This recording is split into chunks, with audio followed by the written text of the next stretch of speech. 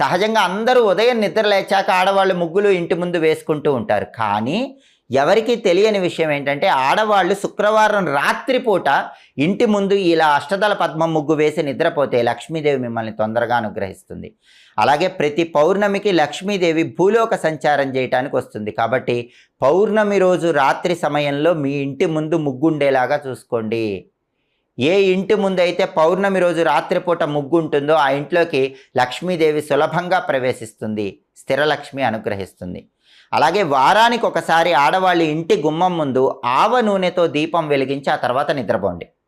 రాత్రి నిద్రపోయే ముందు గుమ్మం బయట ప్రమిదలో ఆవ నూనె పోసి దీపం పెట్టి ఆ తర్వాత నిద్రపోతే ఇంట్లో ఉన్న నెగిటివ్ ఎనర్జీ మొత్తం తొలగిపోతుంది, లక్ష్మీ కటాక్షం సంపూర్ణంగా కలుగుతుంది.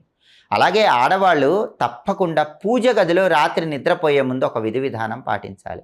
ఆ రోజు పూజ చేసిన పూలుంటే కనుక వాటిని మొత్తం కూడా చక్కగా